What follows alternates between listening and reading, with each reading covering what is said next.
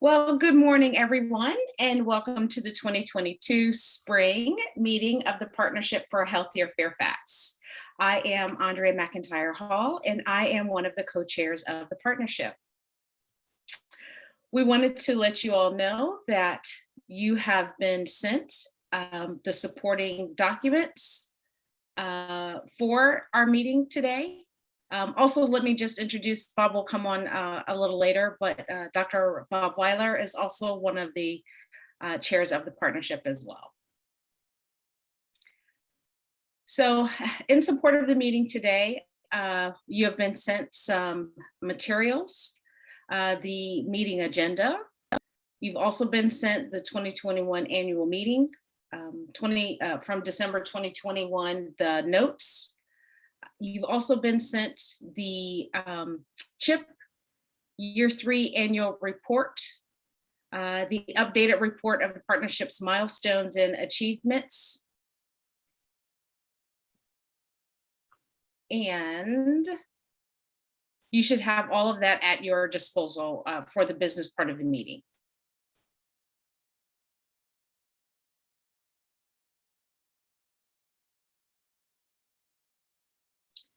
So in regards to our business meeting, this portion of the program is the business meeting, and the educational program will follow. We want to recognize and thank the heart of the partnership, which are the teams for the Partnership for Healthier Fairfax. And they represent the priorities of the partnership, which is our behavioral health team, our healthy eating team, along with the Fairfax Food Council, and our healthy environment and active living team. We want to thank all of our teams for their commitment to the CHIP and building strong teams to connect our work with the community and each other to support our vision of making Fairfax healthier for all. And as we move into our program, I want to just take a moment for a reflection of the work of the partnership for 2021. Since we were last together in December 2021, COVID has remained present with us, not as fierce and crazy, but nonetheless present. And I have just been really impressed by all of the work that the partnership has continued to do in spite of all of the challenges that the pandemic has presented to us. Remarkably, we continue to work on the community health improvement plan, and we finished year 3 of that plan, of that 5-year plan. COVID has caused us to make some adjustments. Some have been relatively easy and some have been much more challenging, but we've remained creative and innovative in the process. And it gave us a new meaning to our work, so that we could maintain our vision for our 5-year CHIP for 2019 to 2023. One of the wonderful things that came out of the partnership years ago was talking about doing a Live Healthy Fairfax Award. COVID put some challenges in being able to do that, but we are so excited that we are able to actually launch that, and we will be making presentations of our first awards for that wonderful opportunity for us to highlight the work that folks are doing in the community. And we're going to do that in just a few minutes. And part of the commitment to having a community health improvement and plans includes annually reporting out our progress. And we do this each year with the help of a Master's of Public Health student. And this year, we were able to complete that 3-year report with the help of Salam Chirkos, please forgive me if I mispronounced that, who is a wonderful young woman, and she is a Master's of Public Health student with George Mason University. Her knowledge of public health and her incredible research skills allowed the process of coordinating all those fine details for the 3-year report to be completed and shared with you today. Salam graduates in just a few days, And we want to thank her for her good work on behalf of the partnership, as well as wish her a big old congratulations on becoming one of the newest holders of a master's in public health.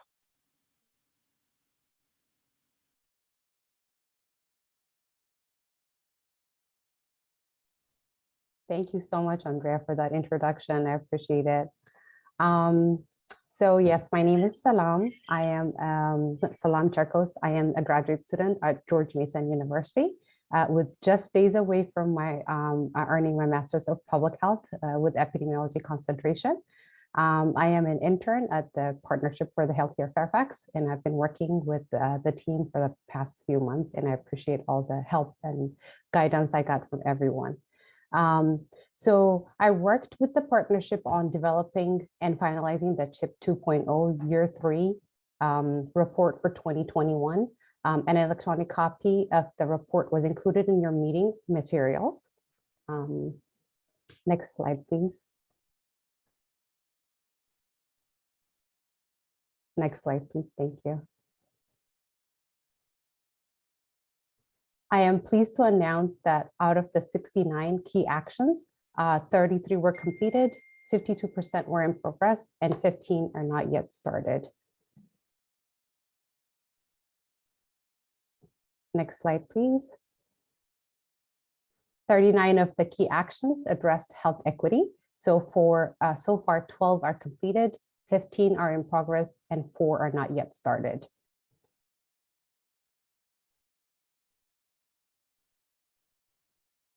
So I would like to highlight a few of the accomplishments for each team. One area was where the Food Council worked on was the Real Food for Real Challenge Toolkit.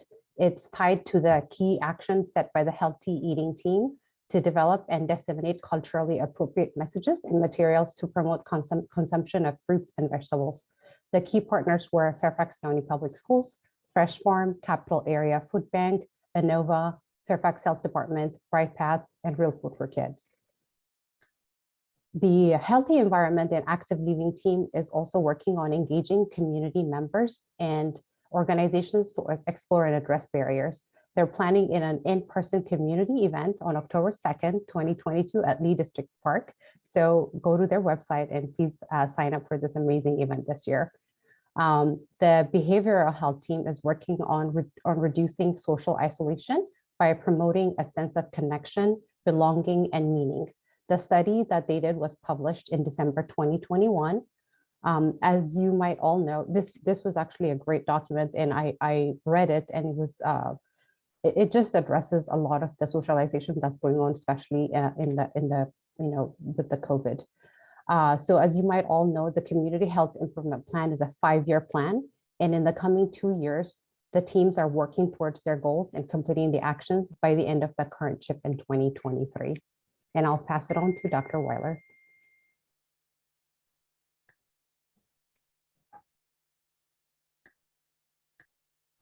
Thank you, Salam. And again, congratulations on receiving your MPH degree, I guess, officially next Friday. So good morning, everyone. Again, my name is Bob Weiler. I'm co-chair of the partnership.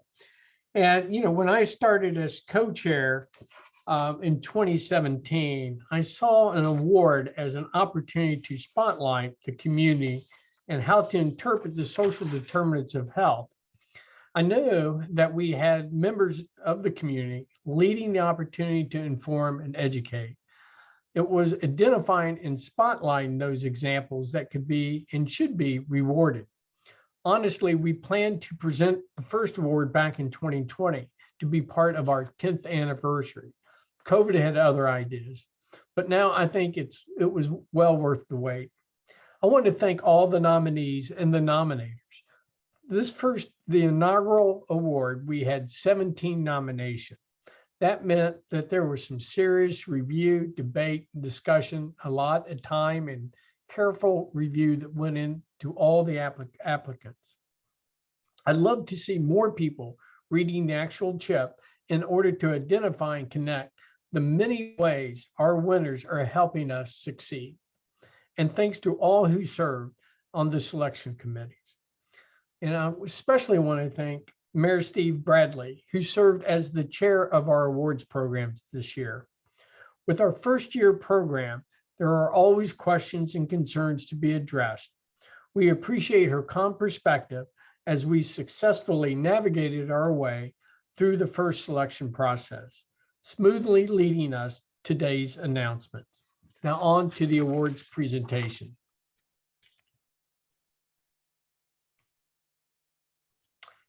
First, we are pleased to introduce to you the Live Healthy Fairfax Award winner representing the behavioral health team, Jenna White. Jenna White serves as a volunteer with the Fairfax County PTA as the liaison to the partnership Trauma Informed Community Network. The impact of adverse childhood experiences, trauma on the health of the population has been called one of the most public health discoveries of our time. Jenna is heavily involved in raising awareness and sharing information about this root cause of so many health and social problems with community members and specifically with other parents. Her unique perspective as a parent who has recognized the impact of adversity in the lives of her own children brings an authenticity and credibility to the information that Jenna is trained to share that can be difficult to achieve for other presenters who come with purely a professional or academic lens. Jenna also recruits other parents from her PTA networks to become involved and to be trained as presenters too. Jenna shows amazing adaptability, creativity, and drive in continuing the momentum by delivering presentations in person, virtually during the pandemic. Helping parents, children, and youth serving professional, as well as the general public, understand what they can do today to support the social, emotional wellness of the children they come into contact with and how to create environments that promote resilience is a true passion for Jenna. She is a champion for incorporating equity work happening in the county and the Fairfax Public Schools into her presentation and for making direct connections to the One Fairfax policy as a tool for improving community health outcomes. The Trauma Informed Care Network and the Fairfax County community is indeed fortunate to have Jenna and her voice providing leadership in sharing this important information. Jenna was nominated by Chrissy Cunningham, a prevention coordinator specialist with the Fairfax County Neighborhood and Community Services. Jenna, congratulations. And thank you so much. If you would like to say a few words, remarks, please do so. This is your time. Great, thank you. And thank you for this award. I'm delighted and honored to receive this award. I would like to thank Christina Cunningham, who was just mentioned as the leader of our Fairfax County Trauma Informed Community Network. I first met Chrissy about 5 years ago and asked her how I could become involved with the TICN as a parent who is very interested in this work. And since then, she has been incredibly welcoming, been a tremendous mentor to me. Just me coming in as a layperson, so to speak, was a little bit of a challenge for me, but she has been such an incredible support to me. I'd also like to thank Kelly Henderson and Beth Spivak from Form Families Forward. They're part of the TICN as well, and they have also been incredible mentors, friends, and supporters. I also have a few family members here today. Would like to also, of course, thank them. Doing this as a volunteer definitely takes a village. So whether it's some childcare support to go to a meeting or do a presentation, or just other types of help to make it all work, they've been tremendously supportive of this effort. And finally, I would be remiss if I didn't put in a plug. So one of the programs that I do is called ACE Interface. I'm a team of 60 people who do that program. And I do have a presentation coming up on Tuesday, May 31st. It's virtual, it's free. So I'm gonna put the link in the chat. If you're wondering what all of this is about, why I'm getting this award, it's a great chance to come check out some of this work. So I would love for you to attend or share it with your networks. So thank you again very much for this award today. Thank you, Jenna. And again, congratulations. From the Healthy Eating Fairfax Food Council, we are pleased to introduce the Live Healthy Fairfax Award winner representing Healthy Eating and the Fairfax Food Council, Corey Sutter. Corey promotes healthy eating as a passionate permaculture homestead farmer. He has led public programs and initiatives that impact the health of individuals in the community, especially in food insecure areas. Corey devotes exceptional time, effort, and expertise to make the Fairfax Health District a healthier community. He serves as a model for not only members of his church and the Fairfax Food Council, but for the hundreds of people he's influenced directly through educational workshops, farm tours, and community garden projects. He also has influenced county leaders by advocating for health-focused changes to zoning and pandemic policies. Corey inspired his Daniel Runs Peace Church to install edible landscaping and to create a community garden. The garden trees and shrubs are near a public path, offering a constant demonstration of how to incorporate food plants into landscaping. Corey has taught dozens of workshops, including an annual edible landscaping front yard gardening workshop. He presents these topics to area garden clubs, homeowners and homeowners associations. As a local permaculture farmer with more than 120 different varieties of edibles on his property, Corey gives tours each year teaching how to incorporate food plants into their landscaping. Corey has helped launch community gardens fringed with edible landscaping in food insecure parts of the county, including at the James Lee Community Center, Gum Springs Community Center, Kingsley Commons Townhouse Community, Stony Brook Apartments, and the Glen Forest Elementary School. Corey's vision is to incorporate edible landscaping anywhere and everywhere. He volunteers his time, labor, and expertise and has donated thousands of dollars in supplies, plants, and materials. Corey brokered a partnership with Food for Others and his church, allowing the food pantry's client families to adopt garden plots at the church. This gave families a place to grow fresh, healthy produce that is both culturally appropriate and one that meets their dietary needs. Corey started and still manages the Fairfax Food Council Tool Library, which allows people to borrow gardening tools, including expensive or large equipment. This makes gardening accessible and possible to more people in our community. Corey continues to inspire our community through his passion for fresh, healthy food for all. Corey was nominated by Stacey Evers of Hands On Harvest. Corey, congratulations, and the stage is yours. Wow, thank you, Bob, so much, and thank you, the partnership for Healthier Fairfax. My video just went out. Cannot start video. I guess you guys can hear me. I'm so sorry that, here we go. It's failing to start the video. The video was working just fine until I started talking. Maybe I have reduced bandwidth. Anyway, I really feel strongly that this award is a tribute to the team of people that are part of the Urban Agriculture Work Group and the Fairfax Food Council. I'm just one member of the team. And so without their support of labor and really enthusiastic hive mind that we have as a strong urban ag work group, I would not have the award behind me. And I'm going to try one more time to get that video started so you guys can see that the award's actually here. No such luck. All right. My co-chair, Stacey Evers, is fantastic at leading, teaching, and writing, as is my leadership successor now on the Urban Ag Work Group, Juan Pablo Echeverria. Other people, Adria Bordas, Terry Siggins, Diane Charles, all should get awards for their work on their garden workshop series. And then we have so many members who have contributed so much: Janelle Welsh, Carolyn Hockenberry, Joyce Giuliani, Laura Baker, Patricia Deatley, Annie Turner, and Kate Garson as co-chairs of the Fairfax Food Council.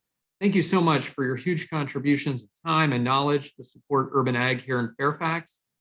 So many of these people have done so much, or at least as much, if not more, to promote healthy eating and growing healthier local food. So I really appreciate the Partnership for a Healthier Fairfax recognizing the Urban Ag Work Group and the Fairfax Food Council in this way. Thank you. Thank you, Corey. And again, congratulations. Finally, we are pleased to introduce the Live Healthy Fairfax Award, representing the Healthy Environment and Active Living team, Sally Smallwood. Sally Smallwood has served as the Safe Routes to School coordinator for Fairfax County Public Schools since the program's inception in 2014. During the last 8 years, Sally has provided a vision to provide bike and pedestrian safety instruction to thousands of students, taught dozens of students to ride a bike, and promoted active transportation in communities across Fairfax County. She arranged for bikes and bike helmets to 29 elementary and middle schools, provided bike helmets to hundreds of students. Helmets were purchased as a result of a fundraiser organized outside of the Safe Routes to Schools program. Sally has represented this program with the school's PTAs, Healthy Living Fairfax, Northern Virginia Regional Commission, Inova Safe Kids, and Fairfax Families for Safe Streets. Sally reach is well beyond Fairfax County. She collaborates with Safe Routes to School coordinators throughout Virginia and the United States to share ideas and create other strong programs. Sally has facilitated numerous trainings for elementary and middle school teachers. These trainings prepare teachers to implement bike instruction in their physical education program and teach basic bike mechanics, allowing teachers to maintain and make simple repairs to bikes.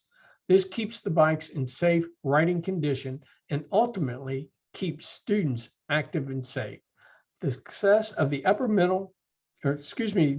elementary and middle school programs was so great that Sally now has expanded this concept to include preschoolers too. Sally also encourages school-based bike repair clubs. The students are learning valuable skills in bike maintenance and safety, but also what it means to give back to their community. Sally has collaborated with the Fairfax County Police Department on the development of a bike and pedestrian safety videos. Videos are created and written by students, and students serve as actors in those videos. But that's not all. Other programs Sally works on include bike rodeos, traffic gardens, student travel tallies, and advocating for additional crossing guards to make walking and biking to school possible. Whether it's a smile on the face of a student's face when they are learning to ride, given a bike on their own, or making the community safer as we get to school, we honor the many accomplishments and contributions of Sally Smallwood. We would like to thank Carrie Reynolds from the Fairfax County Public Schools who made the nomination. Sally? Thank you very much. I'm humbled to receive the award with the other award winners, very humbling. I'd like to thank the partnership and Fairfax County Public Schools for giving me this opportunity. It's been a very fulfilling job and one of the best jobs I've had. Seeing a child ride a bike for the first time is never gets old. And I've enjoyed my time with Fairfax County Public Schools. I'd like to thank the community partners that have partnered with me, including quite a few bike shops in Fairfax County that have been very helpful in repairing bikes, securing bikes for us. We have done quite a bit to increase pedestrian and bike safety, but we have a long ways to go.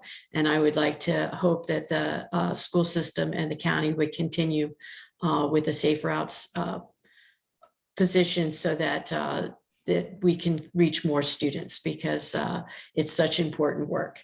I'd like to also thank the HEAL team for this nomination, and very much appreciate it. And I do have my award and I can hold it up, but it's clear, so I don't know if you can see it, but thank you very much. I appreciate it. Thank you, Sally, and thank you for showing us the award. I'm glad we got it to you in time. Well, that can congratulations to all the winners. Again, well deserved, and thank you on behalf of not only the partnership, but the community at large for your significant and sustained contributions to improving the health and well-being of the people within our communities. This concludes the business portion of our meeting, and I am pleased to move into our educational program. And with that, let me hand it off to Annie Turner, the Executive Director of Food for Others. Annie?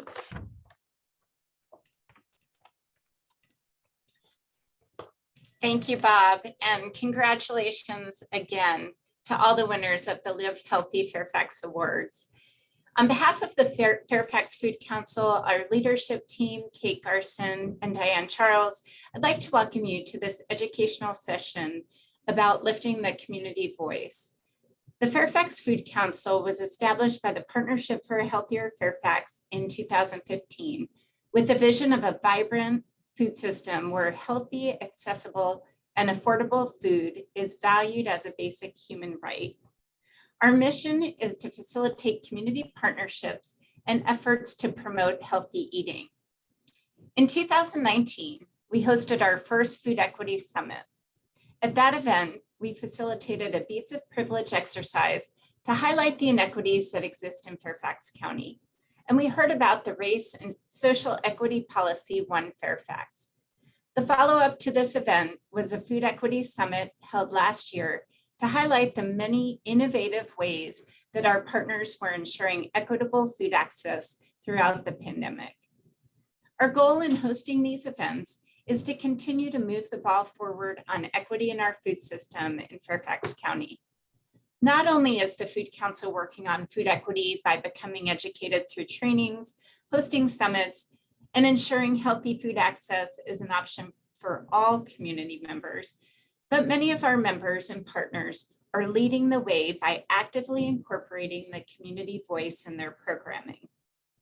Today, we are going to highlight a few of those partners so that they can inspire us all to take the crucial first step of engaging community members. According to the CDC, community engagement can harness the skills and talents of a community's most important resource, its people. Involving community members in initiatives can foster connectedness and trust, improve assessment efforts, and build the capacity of individuals to positively affect their community. Additionally, this engagement can enhance the effectiveness and sustainability of programs. Simply said, incorporating all voices in our decision-making processes will make our community better. This morning, we will hear from Don Hyman about the community voice, its absence, presence, and importance in our food system. Then we will hear from Supervisor Lusk and Carla Clark about their experiences in Fairfax County and proven strategies for food equity in our community. And finally, we will hear from Adam LaRose and Helene Katz from the Capillary Food Bank about their lessons learned from implementing their Client Leadership Council. Please drop your questions in the Q&A and we will answer them at the end of the program. To kick us off is our first speaker, Don Hyman, a project manager for One Fairfax, who works on various community initiatives to advance racial and social equity. Her passion for creating an equitable, just, and sustainable food system was instrumental in the conception and execution of the county's first Food Equity Summit. In addition to food system work, she has been involved in the county's development for an inclusive and equitable community engagement framework, ensuring that we create spaces and opportunities for our communities to be seen and their voices to be heard and elevated so they can fully participate in the community engagement process. Thank you, Dawn.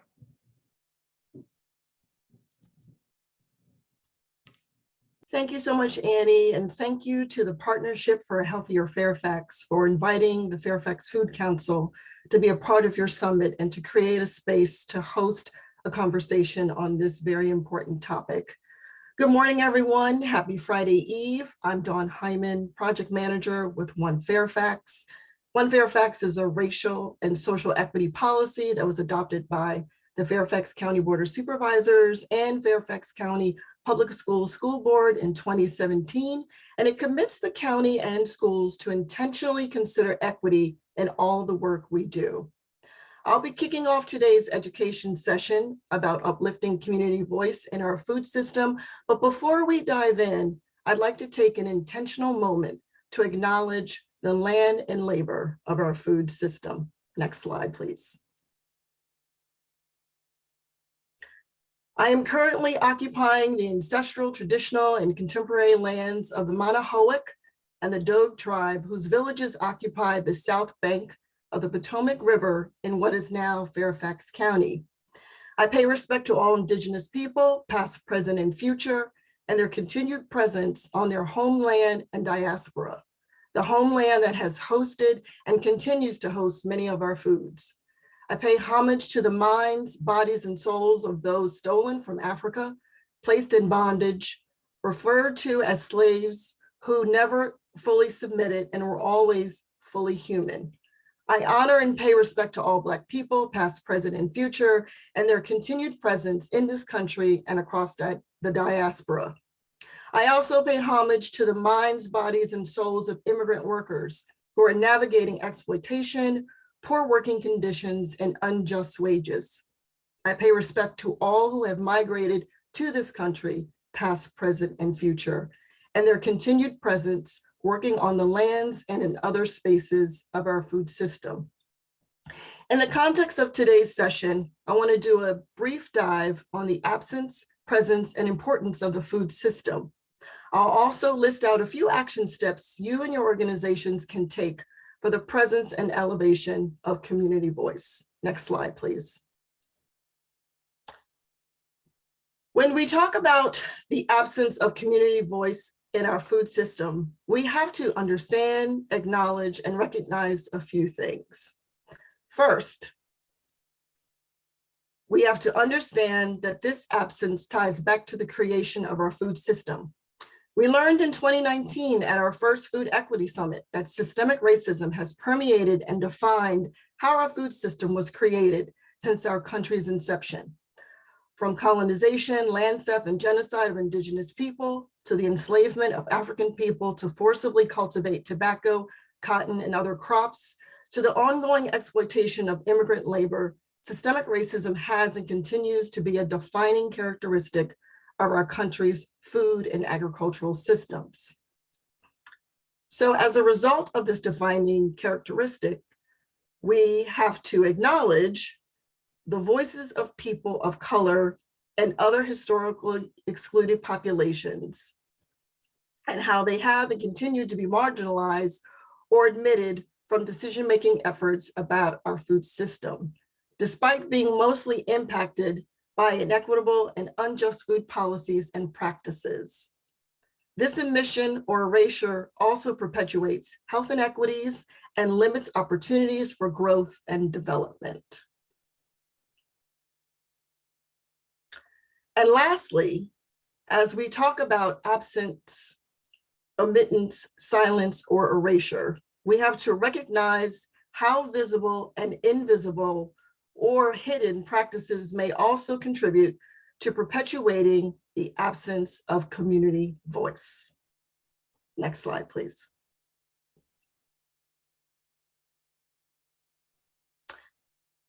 As we move to the presence of community voice in this context, where voices are noticed and in some cases recovered, we can ask the following questions. Who is missing and why? Who is unheard and why? Who is not speaking and why? What is absent or missing from this narrative? Who is not in the picture and why? Who is not at the table and why? And who is trying to get in the room and a seat at the table but can't and why? In addition to the presence of community voice, we also need to be mindful of the different voices that are, I'm sorry, we're on the wrong slide. We should be on.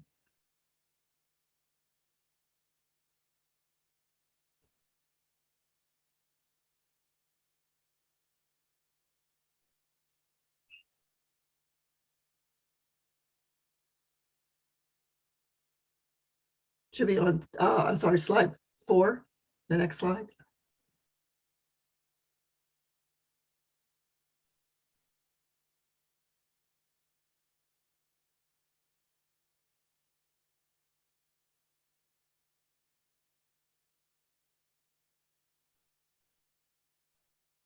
Okay, I'm sorry, I'll keep going.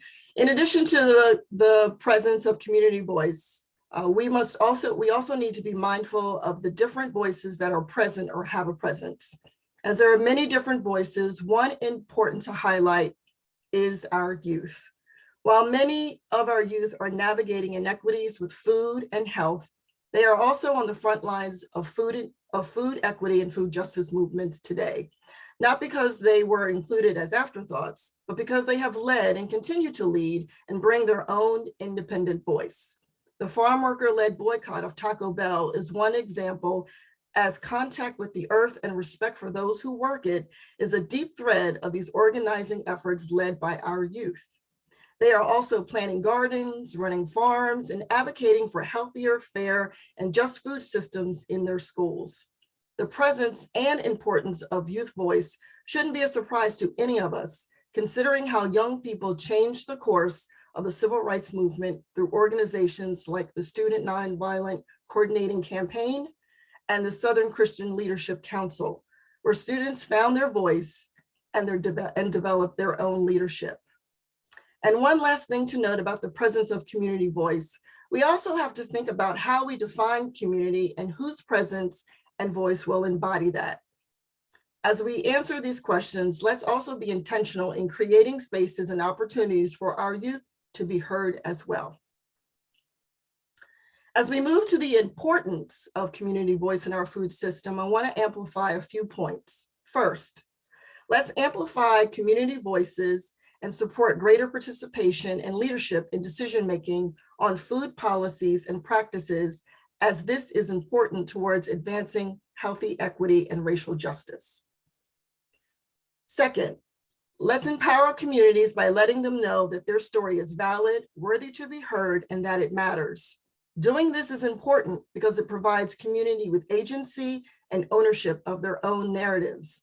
In addition, storytelling can help with the dismantling and disruption of dominant narratives around food and our food system. And lastly, there is an urgent need for creating spaces and opportunities where community voice can contribute to changes in policy and practice, where communities can tell their stories and advocate for their rights, as well as the rights of others who are also impacted by food inequities. Next slide. Now that you've heard a little bit about the presence, about the absence, presence, and importance of community voice in our food system, here are a few action steps that we can take to ensure that community voices are present and have a presence. Facilitate and channel the voice of community. Listen to, create relationships, and build trust with community groups. Host demonstration projects that build the community's capacity to have successful food endeavors, followed by policy that enables these actions. Develop programs and structures that can be self-sustaining over time, since government and nonprofit resources shift. Be transparent, report back to the community to hold us accountable, compensate community members for their time, their mind, and heart space. Next slide, please. Include residents that aren't usually involved in these conversations or activities that aren't already affiliated with organizations that already have access to power in the community. Utilize community engagement models of planning and action to alleviate disparities in actual representation and leadership. Be flexible and humble. Always keep coming back and revisit the community and their recommendations. In closing, when we talk about uplifting or elevating community voice, in addition to creating space and opportunities for community members to be present, seen and heard, listening and in some cases collecting information or data, we must also talk about how we will use that information to actively address the roots and trends of inequity, to dismantle those structural barriers, and to collectively reimagine and recreate a food system that benefits everyone, regardless of race, place, and circumstance. How will we build, maintain, and strengthen trust and those relationships with community, recognizing that many in our community who are navigating food system inequities are also carrying long-standing generational, racial, and historical trauma? How will we leverage and capitalize on our trusted relationships with community in ways where they can authentically serve as catalysts towards meaningful structural change? How will we shift, share, and build power with community? Remember, those closest to the problem are closest to the solution. Those closest to the pain should be closest to the power. Thank you very much. Now it is my pleasure to introduce Juan Pablo Echeverria. Juan Pablo is the Outreach and Education Manager for the Arcadia Center for Sustainable Food and Agriculture. He is also the co-chair for the Urban Ag Work Group for the Fairfax Food Council. In both roles, he is committed to promoting urban agriculture as a means to improve our health and connect others to the environment. Thank you, Dawn. Folks, I'm really excited to introduce our speaker this morning. Rodney Lusk is a native Virginian, a Lee District resident for 22 years, and a graduate of the University of Virginia. In January of 2020, he was sworn in as Fairfax County Lee District Supervisor and is the first African-American male elected to the Fairfax County Board of Supervisors. Supervisor Lusk's priorities while in office include opening a workforce development center on Route 1, reforming police policy, addressing the county's affordable housing crisis, improving our pedestrian and bicycle safety network, and implementing a bus rapid transit project on Richmond Highway. In addition, his office coordinated with Fairfax County government agencies, local nonprofits, and Lee District residents to organize food distribution across the county and across the community in response to the COVID-19 pandemic. As a result, over 3 million pounds of food and supplies were distributed to residents in need. I met Supervisor Lusk last summer when he and part of his team visited the farm at Arcadia Center for Sustainable Food and Agriculture on Route 1. As an organization, we focus on 3 mission areas: sustainable agriculture, farm and nutrition education, and healthy food access. My role as Outreach and Education Manager at Arcadia and co-chair of the Urban Ag Group is to create opportunities for school-age students and their families along Richmond Highway to spend time in the garden growing food. Hoping that this can spark a larger conversation about the environment, nutrition, and food justice. During Rodney's visit, we got to tour our educational garden space. Usually these tours are given to elementary school students. I guide them through our cultivated garden where I encourage them to taste, smell, feel, and see all the diversity and beauty that grows in our space. One of my goals is always to have students leave with a sense of awe after their visit. Awe is that feeling we get when we encounter something vast and wondrous or beyond our ordinary frame of reference. Gardens are a perfect setting for such an experience. They awaken curiosity, and that leads to action. It is my belief that Supervisor Lusk left that day feeling in awe, and it is why months later we are putting the final touches on a new community garden at Lee District Center. Communities will gather there to learn, eat, and mingle. We will grow food, talk food, and with time and some soil under our fingernails, a healthier, more connected community will flourish. It is our shared hope that this can be one of many similar sites across the county. So without further ado, please help me welcome Supervisor Rodney Lusk. Good morning, everyone. Can you hear me okay? Yeah. Okay. Thank you Yes. very much. I'm delighted to be here as well, and I want to say thank you to Juan Pablo for that very kind introduction. And I'll also say thank you to the George Mason University, the Partnership for Healthier Fairfax, and the Fairfax Food Council for inviting me to be a part of this program here today. I'm going to break up my discussion here today in basically three parts. The first, I'll talk a little bit about my background as I grew up in the city of Alexandria. I'll then pivot to my work on the Fairfax County Board of Supervisors and specifically what we've done with food insecurity. And then we'll show a very short video of some of our efforts. And then I'll come back and give you some additional information specifically on what we are doing, as we're coming out of the pandemic to support those who have food insecurity issues. So I'm a native Virginian. I grew up in the city of Alexandria. I was very, very fortunate to live with my grandparents, who were just amazing people who taught me some very important values, which I carry and live by to this day. And I'll say, we experienced food insecurity while I lived with them. For those who are probably aware of the Title I program, I was a Title I student. I received free breakfast and free lunch in elementary school. I got free lunch in middle school, and also got free lunch in high school. And I know the stigma of what it's like to kind of go through the lunch line and hand your little card, different from the cash that other students provided, but recognize how important it was to have those meals.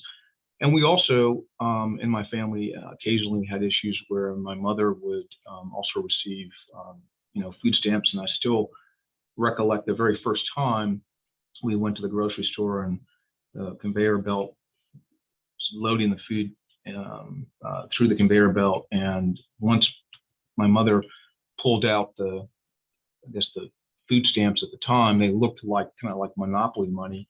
And I just remember having this kind of feeling of shame and embarrassment. And I noticed how others were looking at us as we were paying with those food stamps. And I think now as an adult, how much harder that must have been for my mother, having to endure that as well. So I'm very, very sensitive to the circumstances by which my residents here in Lee live under, and I have lived it myself, and I'm committed to doing everything I can to help them, improve their lives and get the services that they need.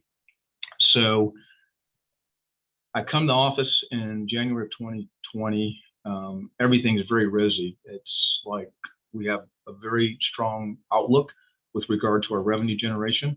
The Fairfax County budget is being kind of proposed at that time. It's got all these really great programs around affordable housing, early childhood education, and everything looks like it's just going to be one of the best budget years for the county in its history at that point. And then all of a sudden, we fast forward 1 month later, and we're in March of 2020. The pandemic hits, and it becomes very clear that a lot of my residents are going to be adversely impacted in ways we would have never imagined. So the stay-at-home order really forced so many people kind of in the service-based industry. So if you think about hospitality and you think about some of the retail services businesses, you can't work remotely. So you go home, you don't make income. So it creates a serious number of issues. So I reached out to United Community, I reached out to Koinonia and tried to find out what's going on with our food pantries, what's going on with the needs as we are seeing them at that time. And both of them gave me almost the exact same report, which was the needs are almost 8 times above what we had seen just in the month before. So I understood very quickly that we needed to kind of think about what else we could do in this office here in the supervisor's office to try to be of assistance. So I reached out to one of my companies, DeLune Corp. The present CEO is a gentleman by the name of Gaddafi Ishmael. Gaddafi had helped us do like a little promotional food event back in February and providing eggs through the United Community Distribution facility. And I said to him, you know, we should think about what we can do here with regard to, you know, the food insecurity that we're starting to see. And he mentioned that he would be interested in applying for, at the time, it was a USDA Farmers to Families food distribution contract. So he asked if I would write a letter in support, and he asked if I could provide some information on why this community was in need of this contract. So we were very, very happy to sign on and to be supportive. And what I'll say that was probably the most amazing thing is approximately 3 weeks later, he calls me, Gaddafi, and he says, we won the contract. And I'm like, what contract? I didn't even, when he first said it, I didn't process it. And he said he won the sole contract for the Commonwealth of Virginia to provide food to communities in need through this USDA contract. And he reminded me that he was going to be supportive of the needs here in Lee, and I'll say Mount Vernon as well, because Lee District is kind of on the border with Mount Vernon. So he said, we're going to have to figure out a distribution model. We'll be able to provide on a weekly basis 3 truckloads, and we're talking about semis, the big, 50-foot long trucks, 3 truckloads of food, which is fruits, vegetables, dairy, butter, yogurt, and a number of other items every week. And we've got to figure out how we're going to be able to, identify a location and have a process, a contactless process for that to occur. So we mobilized members from our nonprofit, ecumenical, and public sectors to help us kind of figure out what this distribution model would be. And we held our first distribution at the South County Government Center. And I'll say the partners included United Community, the Journey Church. We got the CERT program, which is a volunteer program through the fire department to help us. We also had, we had NCS, Fast-Tran, and Facilities Management Division also a part of helping us with this effort. And I'll say the Jesus Christ Church of Latter-day Saints were also there from day one through the last days. But what I will say is this collective effort worked, and we were able to, provide. In the first iteration of the food distribution, I think the line was more than 1.5 miles to 2 miles long. There were so many people who waited in this car line to be able to open their trunk and for us to put the boxes in their trunk for them to take the food home. And what we noticed is week after week, we saw the same families and we saw the same individuals because the needs were so great. And when we found out how many from the community in Lee who had lost their jobs in hospitality, I almost fainted. There was over 90% of the hospitality workers in our area who lost their jobs because of the stay-at-home orders. So we continued the USDA contract for a little more than a year plus, and that contract then ended, and we had to figure out, so what do we do next? How do we address this next phase, because we're still in the pandemic? So we had to pull in some new partners, and Food for Others and the National Capital Area Food Bank were there and so instrumental in helping us kind of bridge the gap between the food program that the FDA had basically taken off the table. And as we were morphing into this new program, we started to realize that we should also maybe change the method by which we were going to do the distribution. So again, before we were having people kind of pull up in a car line, putting the food in their trunk. We realized that as the stay-at-home orders were being lifted, it became a little bit harder for some to actually be able to do that. And we made a decision to go into 10 specific communities along the Richmond Highway corridor and to work with a trusted partner within that community so that we could basically drop the food on a pallet or multiple pallets and then have the community walk up and then grab the boxes and walk them back to their homes. And we found that this was extraordinarily effective because it was a little bit easier for those members of the community to do that. We're also able to share information with them in the food distributions around vaccines and different opportunities for getting COVID testing. And I think it was helpful for us to be kind of in the communities in that way because we're able to hear different and specific issues that they were experiencing. And then we were able to kind of work with them collectively on that resolution to whatever that issue or need was. So I just found that to be a really good evolution for us with this food program. And I'll say again, I think Juan Pablo mentioned it, but in the end, we distributed more than 3 million pounds of food. And if I were to have imagined at the beginning of this pandemic that would have been the outcome of this, I would have never been able to guess that we would have done that much. So let me just stop here for a second and let us roll the video. It's about 2.5 minutes, so you can see some of the distributions that we did. 2 months after I came into office, our community was impacted by COVID-19. Unfortunately, there were many who are in our Latinx and African American communities who suffered from food insecurity.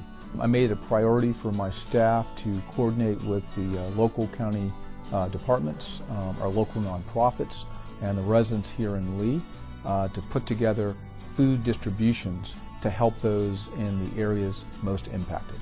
And I just want to say an immense thank you to all of those who made these distributions happen.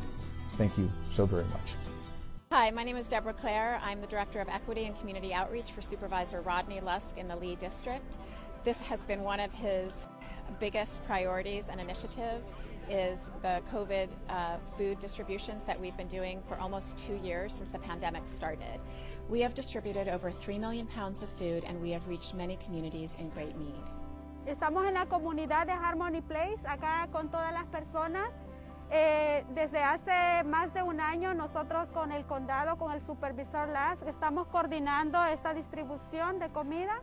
Creo que ha servido mucho a la comunidad, ya que en estos tiempos de pandemia, específicamente esta comunidad ha sido muy impactada por el COVID y creo que esta ayuda, las cajas de comida ha beneficiado mucho a la comunidad. Pues damos gracias a Dios por recoger los alimentos, ¿verdad? Que nos traen, ¿verdad? A través de Marianela, que ella es la que se ha invocado también con los líderes que hay aquí también alrededor, porque hay más líderes. We have had 13 food distributions so far this year, and they have all gone successful. We distribute the boxes between Colchester and Creekside. It's all a community effort, and our residents really do appreciate what has taken place this year to make sure that families have food in their time of need. I think at the beginning of the pandemic, it was important to me to see families that really needed food, got food. And it was a great opportunity to make sure that we serve the community in which we work in and live in. We've been helping out here with Supervisor Lusk's office since July of last year, and it's been a really great experience. Damos gracias a Dios y gracias a ustedes y muchas gracias. Muchas gracias por venir a ayudar a la comunidad. Se les agradece mucho a los del condado. Colchester would like to thank Supervisor Lusk and Ms. Deborah Clare for coordinating the food distributions for our communities.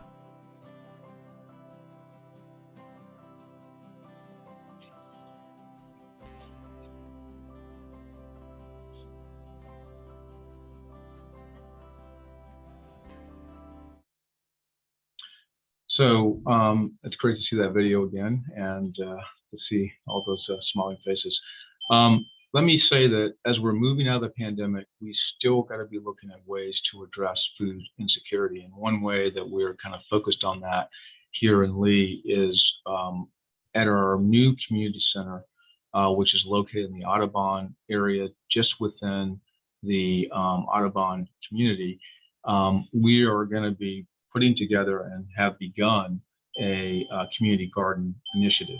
So I want to thank Juan Pablo again here from Arcadia Farms for being kind of helpful in kind of determining kind of what is the plan that we should undertake for the space that we have. And we've got now 9 planter boxes that we've secured funding from the Northern Virginia Association of Realtors.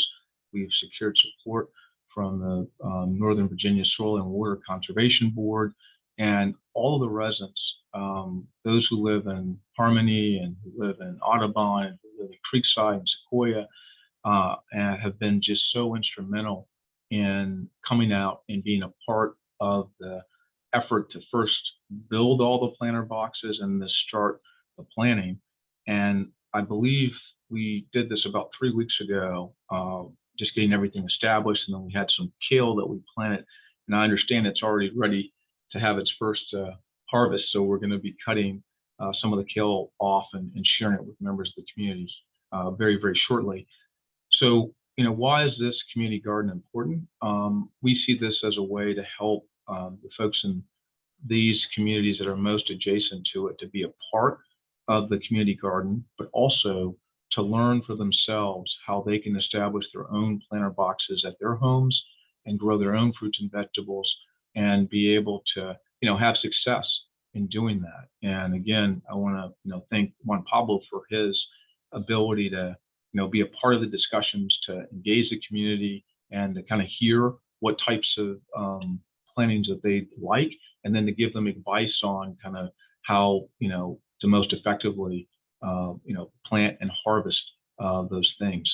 I'll say too, our ultimate goal here is if we can convert this community garden into a food co-op and a mobile, food market for the residents here, I think that will be absolutely phenomenal. So I'm just really excited about what opportunities exist with the work that we're doing at this WISH Center. And I'll just take one last minute and say, we acknowledge that many of the folks who live along the Richmond Highway corridor in this area of disadvantage are positioned in this place because they don't have the same opportunities as many of us here on this call.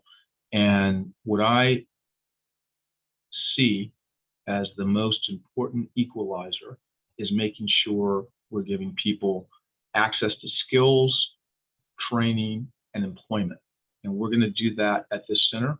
We've negotiated with a series of employers, and it looks like already we've got jobs lined up for folks at a number of places, including Amazon. We've got opportunities for folks to work at Dominion Energy in some of their new green building areas.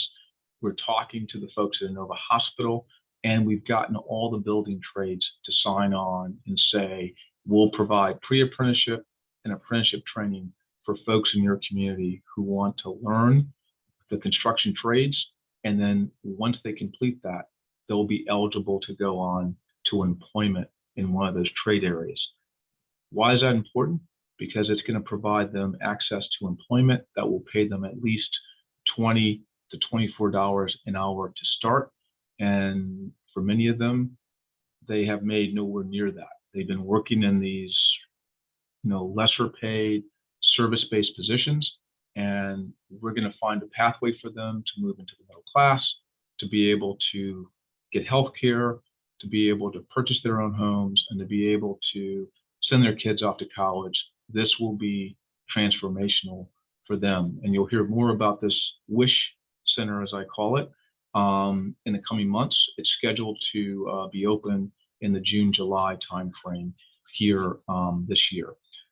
So with that, let me move to the next part, which is to introduce the next speaker for this program, and that's going to be Carla Clark. And she is such a valuable member of our community. And I have the honor of introducing what I believe is an exceptional resident that has stepped up as a leader and voice for her community during the pandemic and beyond. Residents along the Richmond Highway corridor have been helped tremendously from her weekly food distributions, which have provided food to over 200 families per week. Her efforts to make sure residents have access to vaccines and health clinics in her own neighborhood has helped her community remain as healthy as possible during the pandemic. Because of her volunteer efforts, well over 600 residents received their COVID vaccinations. She's a strong advocate and voice for her community on the Lee District Land Use Committee and the Manufactured Housing Task Force. She has provided countless hours of volunteer work to help those in her community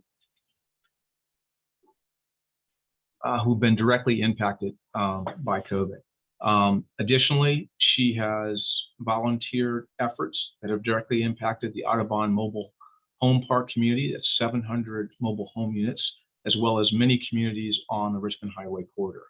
She's been able to act as an advocate to those who do not speak English and are in need of assistance. Carla has created a mother's group to support the community through difficult circumstances, as well as to keep us aware of issues within her community.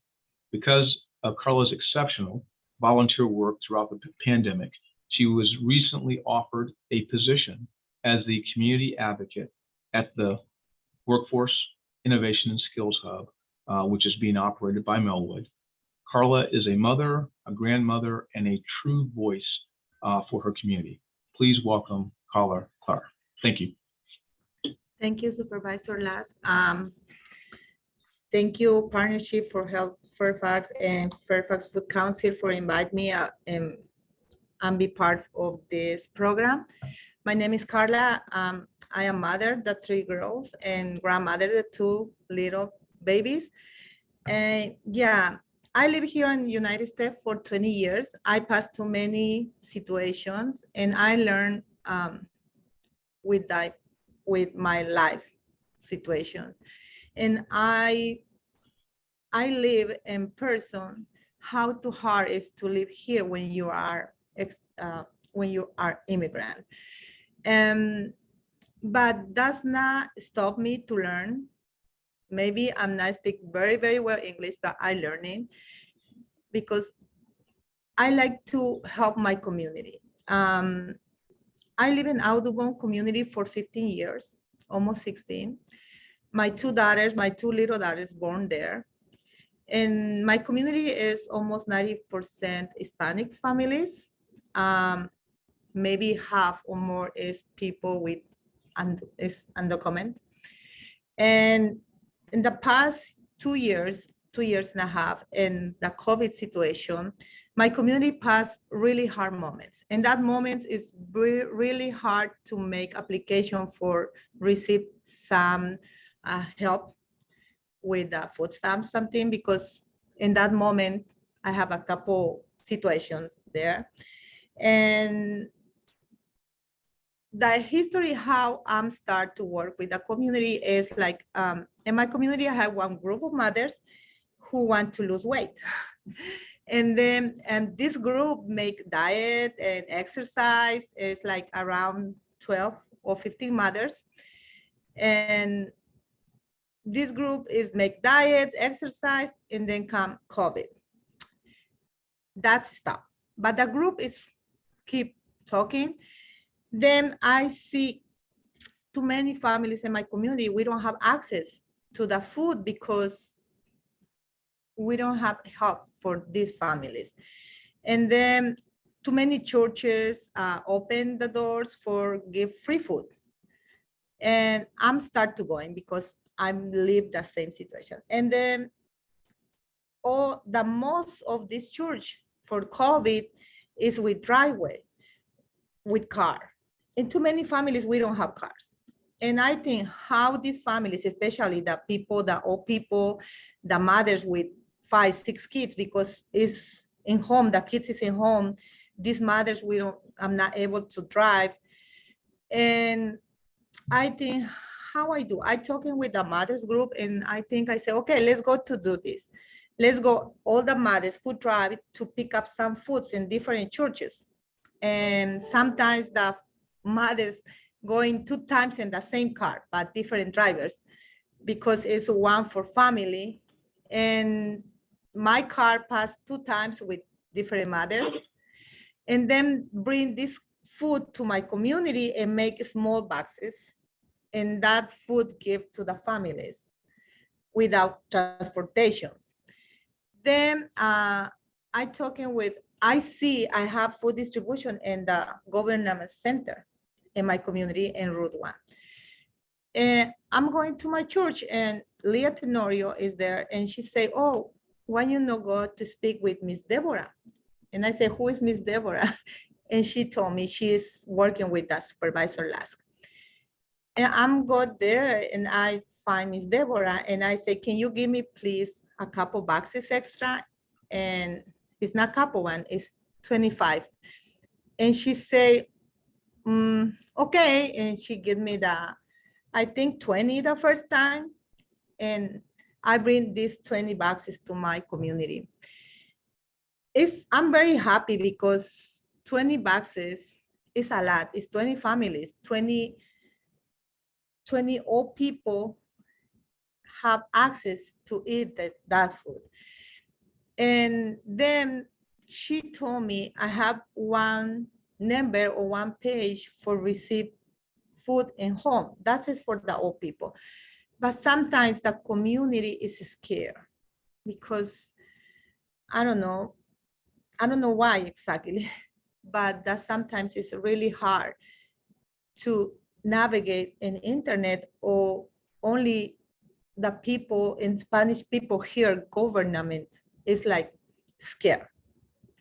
And then I made that maybe 3 times, I think, to bring these boxes to my house and give the families. And then Miss Deborah say, why not bring the boxes to the community? And she says, able to use your house. I say, oh, I'm very happy to receive this food in my house. And I'm start to make distribution in my house, around 200 boxes every week for these families. In my community, the people walk to receive this food.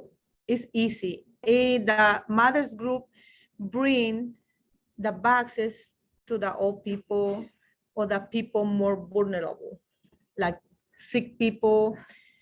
And that is amazing because my community have access to eat fresh veggies. And that I can't believe how much that helped the kids, the community. It's more special when somebody believes in you and give it the opportunity to bring this to your community. And I'm very happy to them United Community come and say, let's go to do together. Miss Supervisor Ronnie Lusk and United Community bring more food. And that time come only 2 times a month boxes, and United Community bring every week fresh fruit to my community and the other 5 communities in the Route 1. That is a lot of people. Nobody understands how many people eat only this food with egg, sometimes meat, because the people lose the job and we don't have any income because it's not able to receive any money for the government. In that family, I have kids, citizens kids, to not receive nothing, only this food. That is amazing when your community is working together And for the Spanish people, it's very easy to cook. With 1 tomato, 1 onion, 1 potato, and a little bit rice, you make very good food. Because these people don't want more in that moment. Just give food, fresh food for the kids. And then come the vaccinate. And I have one big problem. All the application for receive vaccine is in internet. And the people who came like 25 and up here to United States, it's really hard to use the technology like computing, especially the old people who need to receive first this vaccine. In that moment, I say, I need to do something for my community. Again, thank you for the support and for believing me. I make inscription with my hands and paper, and then put this information in the internet. That make that big difference for the life, for the families, and for the community. Now the community is more big. Now the community believe in like in Mr. Rodney Lusk, in the communities, organizations, because I see everybody work together. And then the root one is growing together. We don't have any different. Wherever you are, Hispanic, Black, or white people, now it's together, because in that moment, everybody is close, working together. And thank God, my community is safe now. And now I'm stay really close with the Supervisor Lusk. I'm very happy because now I have that new community center. Now more opportunities to my community growing. And now more, I don't know exactly the word, but now my community is ready to pass any situation with this. In this moment, my community is growing. And I think the kids make very big difference in one future, because I have too many opportunities now to growing in one healthy, in one community, in healthy community, with the support and the compassion. Everything is fine. Thank you. Carla, it's Cynthia from the Capital Area Food Bank. I don't know if you can see the Q&A, but somebody wanted to compliment you on your speaking. So everybody's very impressed with your story. I just have one follow-up question for you. When you were mentioning that people lost their jobs and they had no income and had to access the food that we had the honor of working with Supervisor Lusk on providing. When people are working, is it challenging to have access to affordable food? And how do you and your neighbors try to access affordable food if people do have some income coming in? How do you navigate affordable food? Or is it always a challenge? First is a challenge. Yeah, but then no, because the first is like all the food is in driveway, you need to drive. Too many families don't drive in that moment, because Virginia, we don't give a driver license to the people without papers. Too many people, we don't have car. And then the other problem is when I have car and I bring 2 families with me, it's not able to receive for 3 families because it's 3 people in 1 car. You need to drive 1 family and you give it for 1 family. And when this starts, yeah, it's a challenge. For that reason, I explained, my car passed 2 times or 3 times, depend, because only different driver. Because it's the only that way to you receive food in pandemic. Nobody want to expose with COVID in that moment. But then when the distribution is in each community, that is more easy, because the people It's not problem. You have car, you don't have car, you drive, you don't drive. It's easy. You walk because it's your community. It's close to you. And nobody asks any questions for receive some food. Yep. That we hear that a lot, that transportation is an issue, and trying to get food to people in communities where they live is very important. So, well, thank you, Carla. I know we all enjoyed hearing from you, and thank you for coming on this panel and sharing your story. The work you're doing at Audubon is just amazing, and it's a real honor to meet you and to work with you. So thank you very much. Thank you. And I'm Cynthia Singheiser. I'm the Senior Director at the Capital Area Food Bank in Northern Virginia's region. And I'm just going to introduce my colleague, Adam LaRose.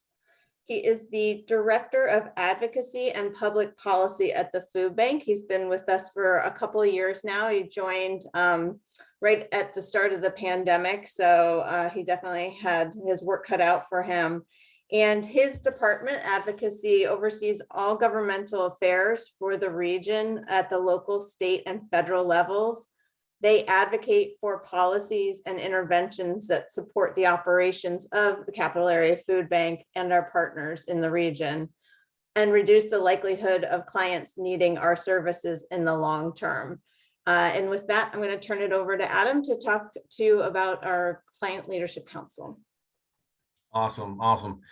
Thank you, Cynthia, and thank you to the partnership and all of the panelists and folks who have dedicated their time to this effort today. And I just want to also say that it's always a privilege to follow behind the footsteps of Supervisor Lusk, who's a great partner to the food bank and the team. So I want to just kind of take a few minutes here to give you a sense of kind of what we've done at the food bank to really operationalize how we instill client voice in the day-to-day in our reach throughout the service area.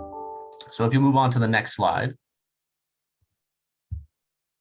So the Client Leadership Council is a 10-month advocacy training program that we really kind of have taken on now a little under 2 years. We have 2 classes operating right now. Excuse me, we have 1 class operating now. We have 2 classes total. We're moving on to the 3rd class. And the real goal of the CLC is to just really further empower the lived experience in a kind of policy-oriented way so that folks can leverage that voice and that lived experience in places where it's historically underrepresented, systematically excluded, and really, folks don't have a seat at the table. So on the next slide, I'll give you a little bit about the why. So we as a food bank have existed now. We were founded on Martin Luther King Day about 42 years ago, and we have long witnessed, as many of the previous speakers have spoken or alluded to, how decisions affect, particularly in the policy and governmental space, affect the lives of our clients, and really not only leave them out to dry, but also really don't give them a seat at the table whenever the allocation of resources is something on the docket, or policy proposals and what have you are being considered or promulgated that would affect them either positively or negatively in the long or short term. So that's really the why of it. If you move on to the next slide. So our goal, the objectives really, if you get down to it, we want to provide our clients, our neighbors, with a toolkit to affect change by leveraging what we call as their story of self. The story of self is, you can Google it. We're happy to provide some resources after the call. It's really based on a model and leadership discipline created by Marshall Gans.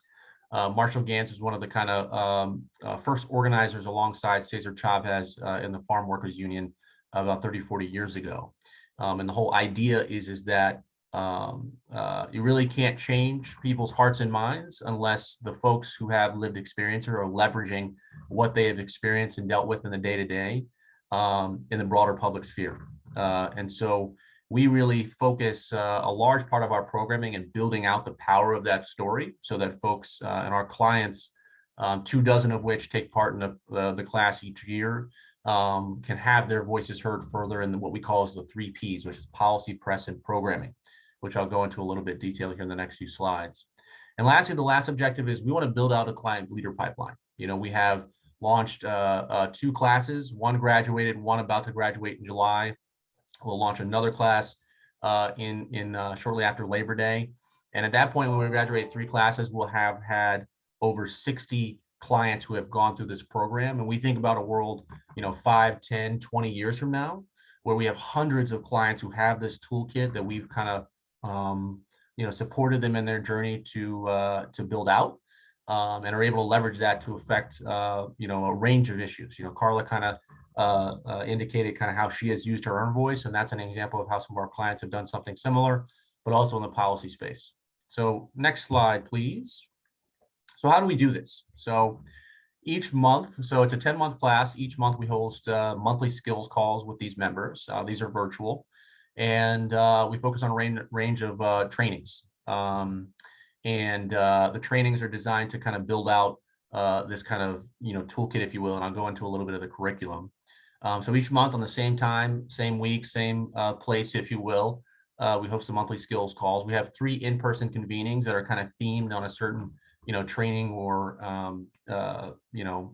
skill set that we'd like to build out in that day, and then really kind of build out community and food bank support. So the aspect of building community amongst the members. A lot of these, it's just beautiful to be on the calls and you see the snapshot of the faces and the people, and they all look different. They come from different places, and they all really represent who we serve. And while they may come from different places or have different experiences, they all have one thing in common, and that is they really struggle to access where their next meal is coming from. And so we really want to build out support in that way. And the last one is, and Dawn spoke to this in her presentation, but as organizations, we have a lot of privilege and power, right? We have proximity to legislators and advocates in a way that sadly, more often than not, clients and folks dealing with these issues do not. And so we really serve as a reservoir in that way to help identify where we can use our own voice to support them in having those contacts. On the next slide, just to give you a quick snapshot of the history of the CLC. So we launched in July of 2020, seeing kind of a lot of the inequities play out in the pandemic, and really wanted to operationalize how client voice plays a role. Did a recruitment effort over the summer, and we launched our first class in October.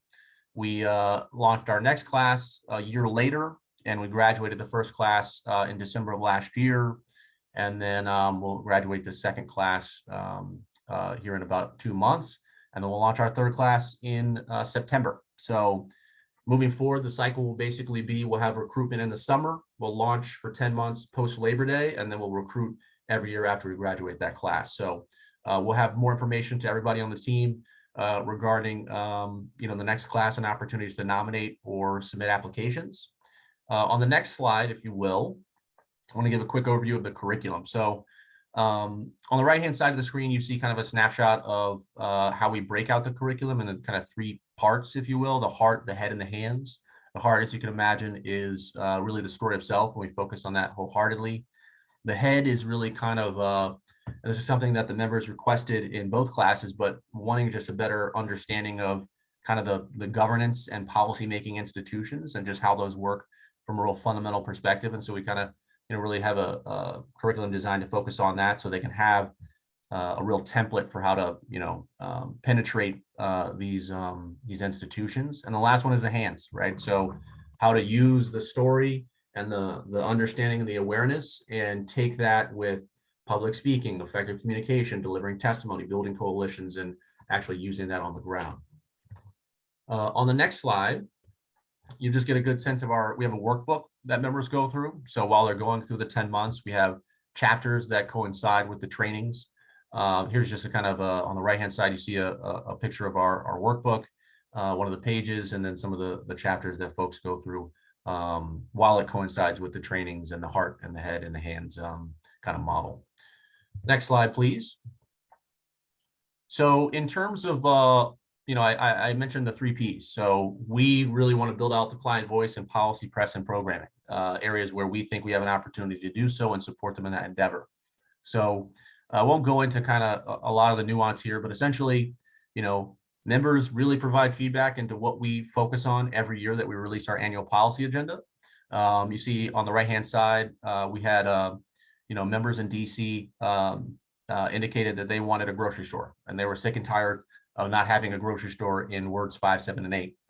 That really put us on notice that we should pay a little bit more attention from a policy perspective on grocery store access in the district. And so we worked for about 6 or 7 months, and we used the services and reputation of Giant and Safeway on our board to push the mayor to dedicate about $60 million over the course of 3 fiscal years to set up and incentivize grocery stores to set up in Ward 7 in particular. And you see the first round here.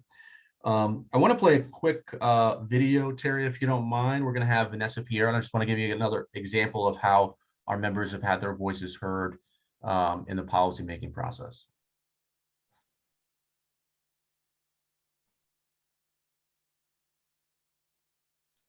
And I don't think we can hear the sound. Favorite moment for your sons today at the White House, and what are your sons' names, and what was their favorite moment?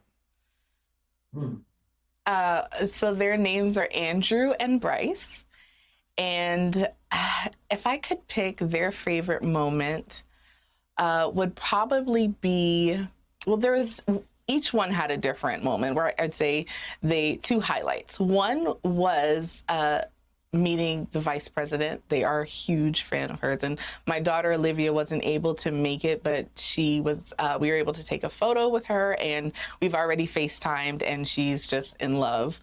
And having that conversation one-on-one, being able to speak with the vice president, that was for sure a special moment. And second, when the president asked if they had any questions, my son was the first to raise his hand up in the air and asked him,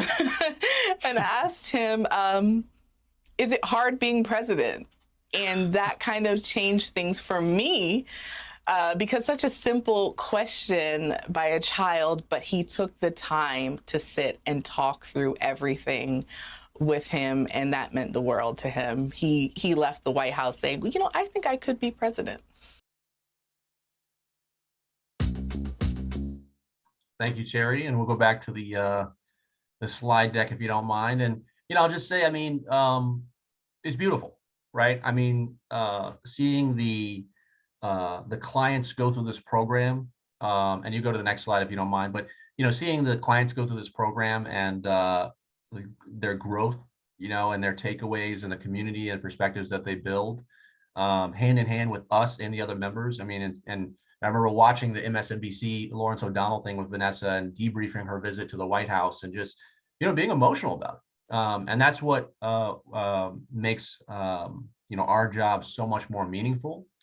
And it's just a beautiful example of how these things can make a real impact in lifting up the client voice. So the next one is the press. So you see here, Kim Harris in our first class, she got to advocate alongside Congressman Jim McGovern to push the White House to, as you all know, host a White House conference to end hunger. And it's a real example. And then I want to, Terry, if you'll just play the last video of Shauna Gray, who got to sit down with Good Morning America on her experience during the pandemic.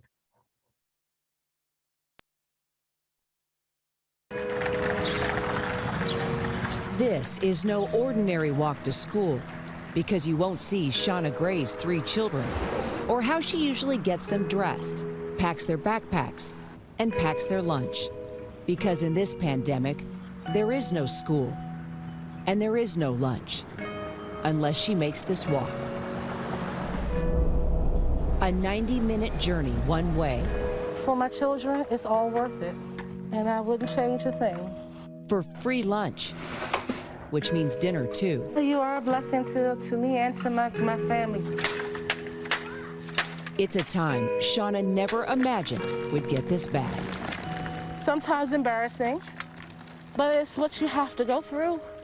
Is there a night that you and your husband go without food just to make sure the kids have food? Most of the time. We will make sure that they have had their portion and maybe another portion before we would eat. And me and Dad have kind of gotten to the point of now that we only eat maybe once a day. All right, y'all. Let's settle down. Meet the Gray family. 3 kids with special needs. Dad, a dishwasher. and Shauna, a server. So just to get a little bit of food is a hard deal nowadays. Both of them lost their jobs when restaurants were forced to close. Some milk this morning. Shauna, what is the hardest part of your day at this point? When you hear your daughter say to you, Mommy, can we move? Because this place just got too many bugs. Or, Mommy, I'm tired of the mice running across my feet when I go to the bathroom. I don't want to get up and go to the bathroom. My son started peeing on himself. We had worked so hard to get him to go to the bathroom, which is a task when you have a child that's nonverbal. He goes to the bathroom, but at night he will pee his bed because he's scared that something's going to run across his feet. Worried, anxious, but thankful, because they are one of 1 in every 7 families getting food from a food bank. Hispanic and Black families hit the hardest. Let me ask you guys this. I think that'll work, Terry. What are your favorite foods that you get from? Awesome, thank you. And we can go back to the slide deck if you don't mind. But yeah, I mean, wanted to share those two kind of takeaways. And it really speaks to the power of organizations waking up and saying, we really need to prioritize the voices of our clients. And one thing I didn't mention, which I'll mention here soon, is, we pay a living wage stipend to our clients for their time in the program. Happy to talk more about the model and how we go about doing that.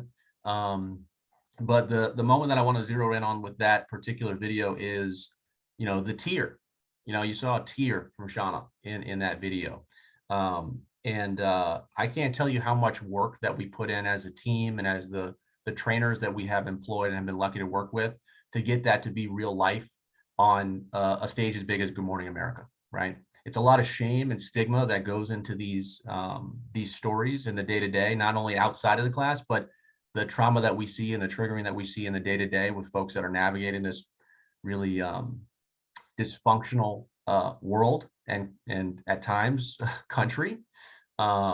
It's beautiful. So if you go on to the next slide, the last P is programming. And I'm going to quickly touch on this and some lessons learned, and then I'm going to move to actually talking to one of our current clients in the CLC program. But the last one is programming. So each class, we identify some areas as a food bank we're thinking about pivoting or want some more insights or need more leadership and guidance. And so we pose that to the members. In this current class, we've hosted 4 to 5 different focus groups with our programmatic staff to really inform how we operate each year in our annual operating plan. And so, in our first class, we instituted new curbside grocery sites at one of our sites. We added certain types of produce to senior commodity distribution programs. And so real responsive to what our clients have to say.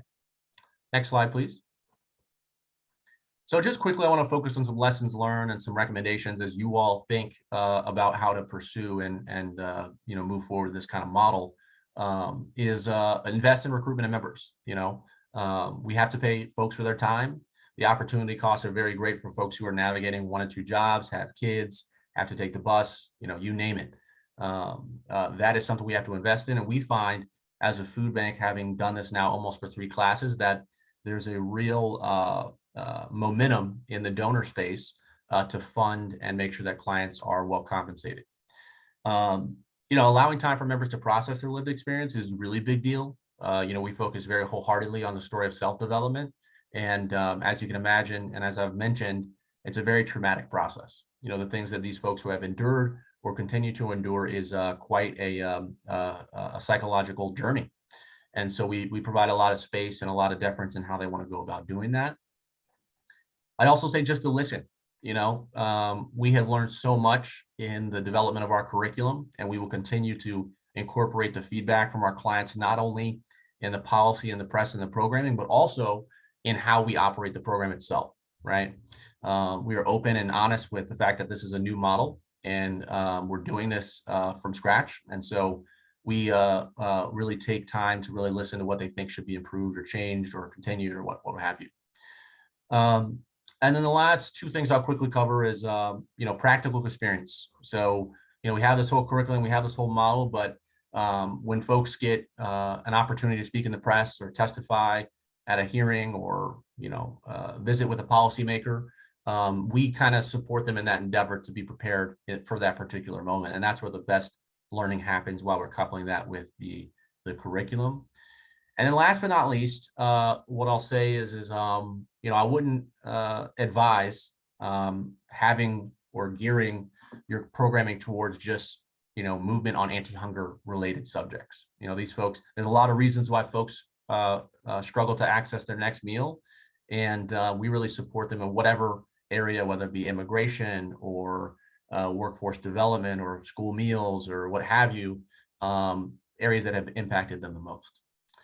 And then the last slide, please, Terry, before we move on to our conversation with Helene is, we are not only excited about building out the CLC at the food bank and continue to improve on the model, but we're really excited to help organizations in the region and throughout the country build upon what we have created. And so in the follow-up, Diane and Annie and company will include a link where you can access our entire workbook, our how-to guide, which Julia and my team has done a great job in creating, and then a few other kind of links to presentations and what have you that will really give you a good snapshot. And after you go through that, we're more than happy to host a consultation with your organization to just answer any questions that you have. So I think, Terry, we can close out the presentation if you don't mind. And I will move on to kind of a Q&A dialogue with Helene Katz. Helene is, Helene, are you with us? Can you turn on your camera? Do you mind? I'm here, but it won't let me activate the camera. Okay, no worries. So Helene is a current member of our client leadership class that started in September of last year and will graduate in July. And so we just want to kind of host a little, there you are, Helene. Okay, great. Awesome. So we'll host a little bit of time just for the next about 10 or so minutes and have a kind of dialogue and hear from Helene directly about her experience in the program. So Helene, you live in Reston. How would you kind of describe, the Client Leadership Council program in your own words? Well, for me, it's been more like a vessel that has helped me to build up my toolkit so that I can bring it back to my community and raise our community up. Love it. Love it. And how have you kind of found, the focus on story of self and really kind of this, as you well know, the curriculum is really focused on building that out. Talk a little bit about experience, some of the things you learned along the way and how that process has been for you. Okay. Well, story of self is definitely, made me a stronger person by looking, at all the struggles. And as long as I can remember, my life has always been a struggle as far back as being a child. So having food insecurities and many other different things has been a challenge, for me since I've been here in Alexandria or in Northern Virginia for the past 10 years. Yeah. Yeah. And Helene, do you mind kind of giving us a good, if you're comfortable, like kind of, snapshot of kind of your own story of self and this journey that you've been on? Sure. Okay. My name is Helene Katz. I'm originally from Baltimore, but in 2010, I moved with my youngest daughter to Northern Virginia in Alexandria off of Richmond Highway. We came to Virginia in 2010 due to a violent home invasion we had back in Baltimore. And luckily, since I had Section 8, I was able to port to Northern Virginia. And after having taken care of my youngest daughter who has learning disabilities and myself, we lost our voucher about 8 years into being here, which made us both homeless, which has been an ongoing struggle. And we are still currently homeless, but we just stay with some friends that we know or wherever we can, crash. Yeah. Yeah. Thank you for sharing that, Helene. Talk a little bit about kind of the, I mentioned about kind of us really dedicating attention to building out community amongst yourself and other council members. I know you're really kind of connected with some of the other council members currently in the program, and just talk about your experience there and how that's been just an asset to you and your own journey. Sure, it's been a definite asset for me. I lost my mom back in January, and I found myself connecting to some other CLC members. When we first started, even though it was virtual, we were able to get a list of everyone in our group's numbers, and we're told to, reach out and to get to know one another. So that's exactly what I did. And it definitely lifted me up. And I felt like my story has, made me connect with other people, and not even realizing that other people have been through what I've been through. And that with my experiences, then I can hopefully, raise my community or help someone else. So, I found one of the CLC members lost her son. I lost my mother. So I really felt towards the group for that support in my time of need and my struggles, which has made a huge difference. Yeah. Since being in the CLC. Right. Yeah. That's awesome, Helene. And thank you for sharing that. Talk a little bit about kind of the diversity of the CLC. I mean, there's a lot of folks from all throughout the region who have different experiences, come from different places. Like, how has that kind of added value to your own experience in the program?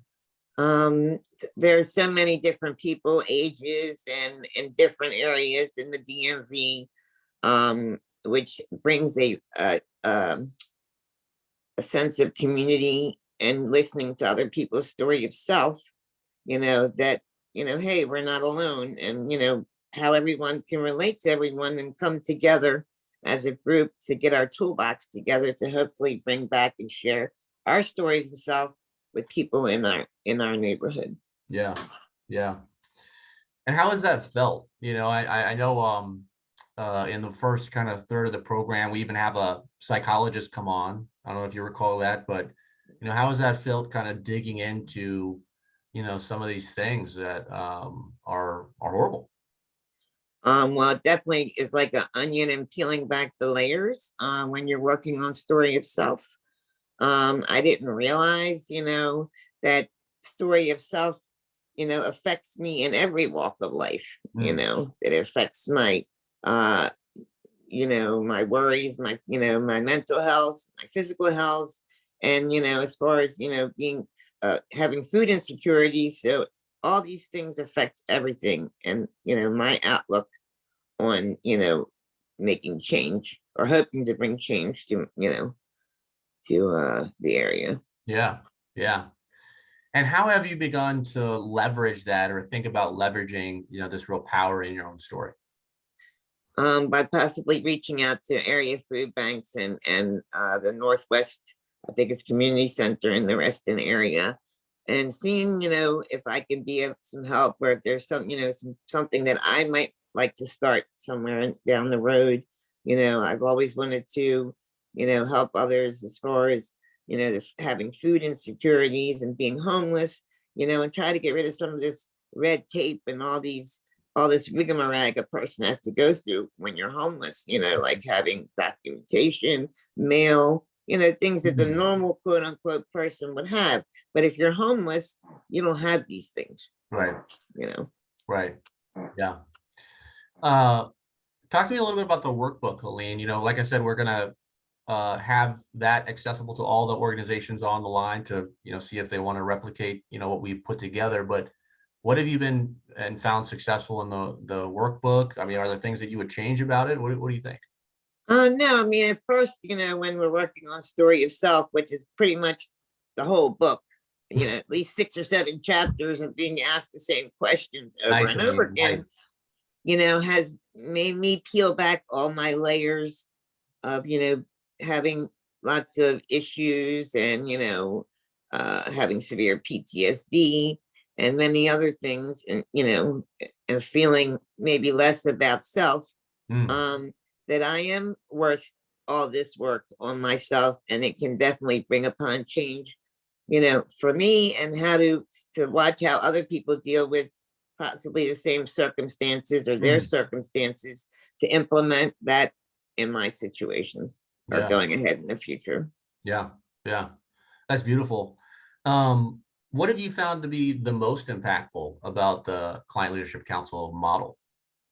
After seeing, or talking with people from, from the last group, it has just, opened up a big, wide area as far as so many different things and topics as to, getting that toolbox together and realizing that, we can make a change. Because I've always felt like, what change can I myself bring?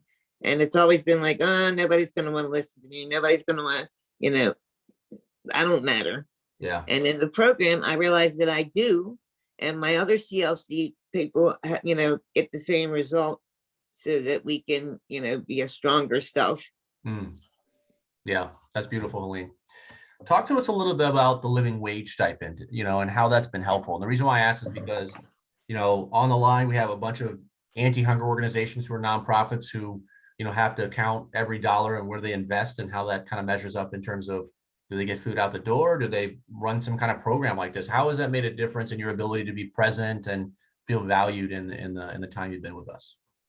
Okay, well, the stipend has been extremely beneficial, especially since I live below poverty level and I'm on SSI. So even though it's just $100, that $100 has made a tremendous difference in helping me, spread that $840 as far as I can spread it, when it comes to paying bills or food. And since the pandemic, it has been a serious struggle, being disconnected from everyone. And just, it just felt like total isolation. Yeah. Complete isolation. And it's $100 every month, right? Exactly. Yep. Yeah. Absolutely. It's given to you at the end of the month. Yeah. All right, I got two more quick questions for you, Helene, and I want you to spend more time on this next one than I do on the last one. But talk to me about kind of the one moment over the course of the 7 or 8 months in the program that you've been in so far, where you just really, it kind of all came together for you, where you saw like the story of self and the focus we had on the training and how we really want to, sequence that. Like, what was that one moment where you said, aha, to your point, Helene, you said, my voice does matter. What was that? Put us in your shoes when you really discovered that. I would probably say after my mom's passing, that members in my group from the CLC, one person in particular reached out to me, or actually several people, am I okay? They were concerned, and they didn't really know me. We only had seen each other all virtually due to the pandemic. And they lifted me. The group as a whole helped me to work through and get over that loss of my mom. So to me, that was like my aha moment. Because before that, I'm like, I don't know. Okay, if they say we can make change, we can make change. And after that happening to me, it has brought me to that aha moment that, wow, as a group, we can lift one another and do, wonders. Yeah. That's beautiful, Lee. That's beautiful. The last question I have for you is, again, your audience is all of these anti-hunger organizations that, pretty much do the same thing as the food bank in Fairfax County. What would you say to them when they're thinking about considering doing something the same way, the Client Leadership Council model has put together? Well, I think it would be extremely beneficial, because since we are the ones that are in need of these programs or resources or food or whatever it would be, the community itself is really the only people that should really be able to say, okay, well, we think this should be changed, or this needs to be changed. If it's just from a work perspective, you don't know what I've been through. You don't walk a mile in my shoes. You're not homeless. At the end of the day, everyone goes home, Yeah. And for us, we live it day to day, 365 days a year. So there's no one better than, the CLC member to come back to our communities with the tools that we've been given through this 12-month program. And it can only be a benefit to whoever's brought into the program. Yeah. Well, Helene, we have thoroughly enjoyed your presence on the Client Leadership Council. Love you to death. And Thank you. really appreciate just your energy and your passion and your sincerity and vulnerability and, just presence and spending your time with us. And thank you for, sharing a little bit about your story and the day-to-day and the CLC model with the folks on the line. So, Helene, thank you so much. And with that, I will hand it over to whoever has the next step in the program. Helene, do you have any last things to say before we hand it off? No, I have to opt out because I'm getting picked up. Okay. But thank you for having me. Everyone Thank have a you. lovely day. Thank you, Helene. You're welcome. Bye-bye. That was All right. Thank you, Adam and Helene. And if anyone had any follow-up questions for Helene, I know she has to run, please let us know and we will pass them along to her and Adam. So I am Kate Garson. I'm the co-chair of the Fairfax Food Council along with Annie, and I also am the manager of program outreach and education for ANOVA. Before we get into our Q&A session to wrap up today's session, we are going to share a very short presentation highlighting a few of the many ways that the Food Council members and other organizations are currently lifting the community voice within Fairfax County. We have 6 examples to walk you through. The first one is, give me a moment, from Virginia Cooperative Extension. So Virginia Cooperative Extension is lifting the community voice through their Equity and Inclusion Task Force, which specifically focuses on the teen voice. I am going to play a very short video snippet for you. Just going to jump ahead Organization here. geared towards providing opportunities for all. Virginia 4-H must be a safe and inclusive space for everyone. This teen-led task force assesses issues related to equity in 4-H and designs and implements solutions to foster an environment where all youth can feel welcome. We are working to ensure that 4-H is a safe space and a supportive group. The video goes on for a little bit more. I think we'll be able to send it out after. And one other example of incorporating the youth voice, which we didn't put on here, but is actually with the Fairfax Food Council. Just under a year ago, we welcomed our 2 youth representatives, both high school students in Fairfax County, who are helping us, the Food Council, better connect to the youth in Fairfax County. The next example is from Food for Others. They are incorporating their client voice through their satisfaction and programming surveys, which allow their clients to provide input on the amount of food they get, the quality of food, and what they want to see in Food for Others, My Market, which provides more of a shopping experience for clients. The next example is Seva Truck. It's a nonprofit food truck that serves meals that incorporate the community voice, specifically focusing on making them culturally appropriate meals. And they have some feedback from a first grade student here. The next example is from Bright Paths. They are incorporating the community voice through their client advisory group. This group learns from Bright Paths clients, and they learn how to better reach and better serve people in need. And there are a few testimonials from this group that I'll just leave on the screen for a few seconds.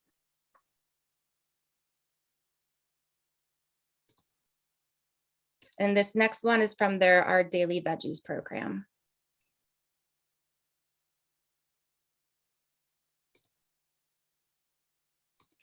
The 5th example we have for you today is from Arcadia. I believe Juan Pablo and Supervisor Lusk may have touched on a little bit related to the community gardens.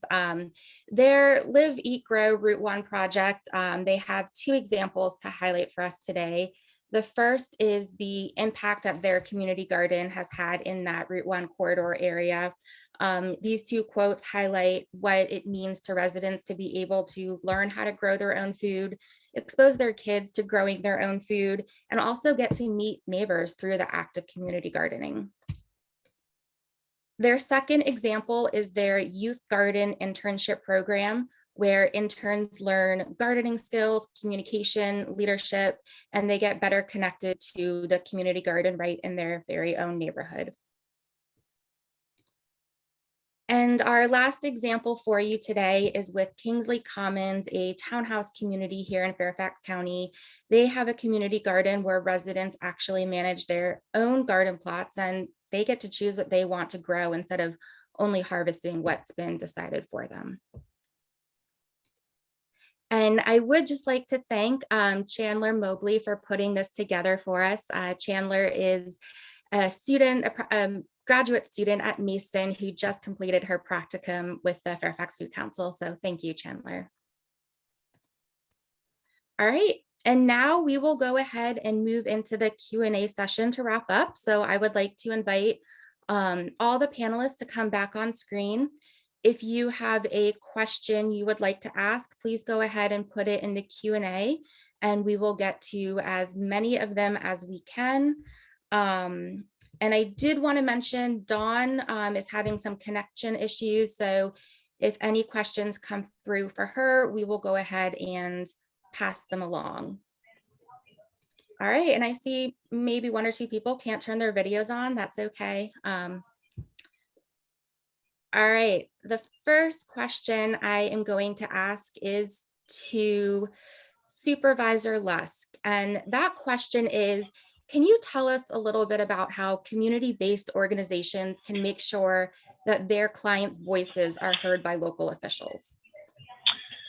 Yeah, I think this one is one that the local officials have to also be committed to, right? So from the standpoint of making sure we're in the community, understanding the issues that are pervasive, and then also making sure that we're touching back to those community organizations and understanding the challenges and issues that they're facing.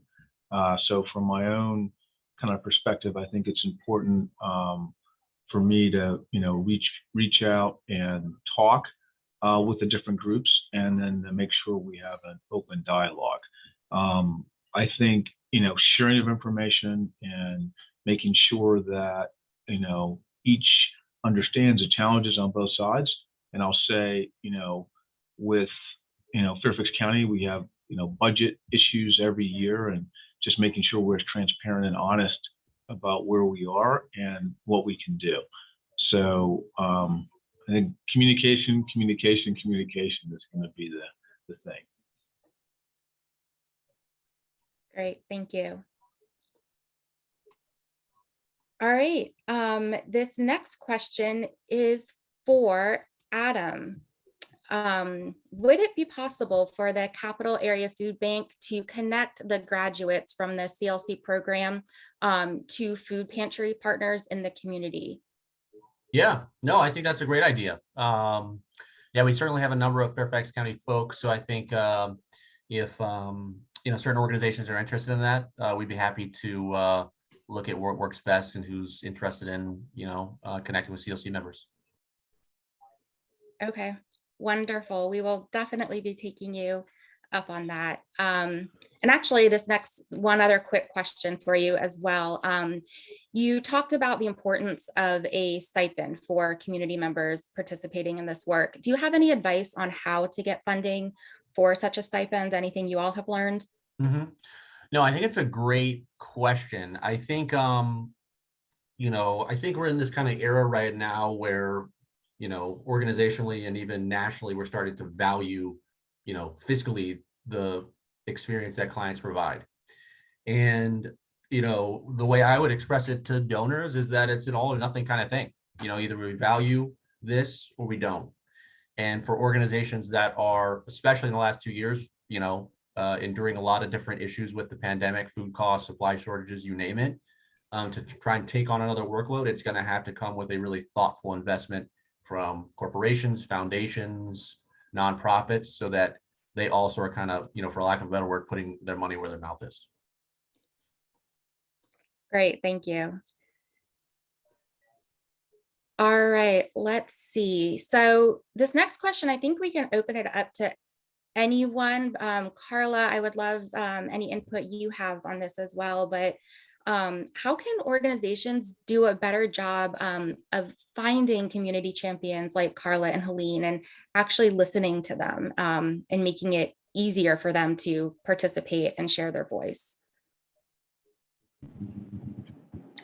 I'm sorry, I can hear very clear that your question. Can you repeat, please? Yeah.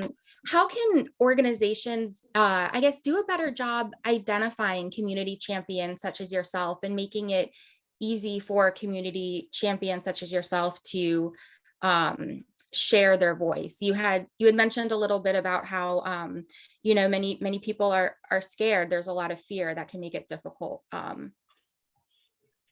Yeah, and that time the people is a little bit scared because the situation with the government is different for the Spanish people, especially without papers. When you receive some help with the government, that make you some issues. Anyway, you have a citizen kids and you are undocumented.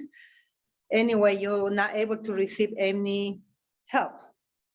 For that reason, the people is scared. And the second part is like, we don't have enough information because some people make relation like food bank or different institution with the free food. The people think is the same, like food stamps. And the people scare a little bit that because we don't have enough information. Sometimes the people don't understand that different. You know, that some institution with some like United Community is different. It's not a part of the government.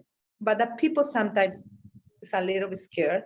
Maybe that make a little bit hard to find more resource or more help for receive easy food.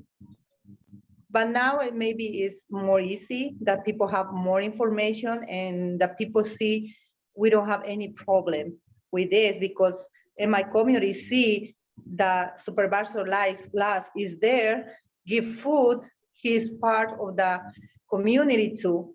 And your legal situation, we don't have any problem for you receive food. Can I add something here as well?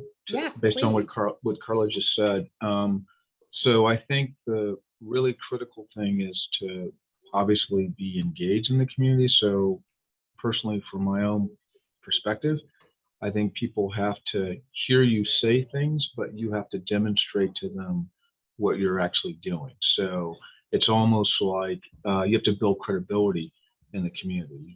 You can't just show up sometimes and expect people to trust and believe the things that you're saying. So what I've kind of felt in my office, our ethos and kind of protocol is that we want to be as engaged and as involved in the community as we can, and that we're going to learn who the community leaders are by being engaged, because they're going to rise. You're going to see which people are the advocates in their community. You're going to see which ones have the trust of the other members of the community. So I think, part of it is basically, it's not just showing up, but being actively engaged.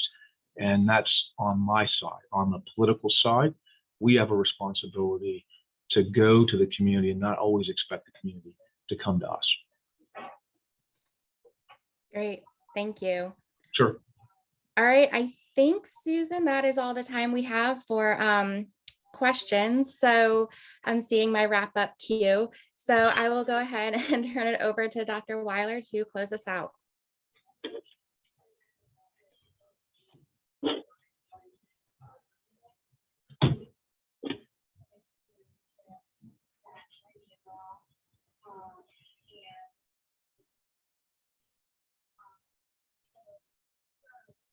You're on mute.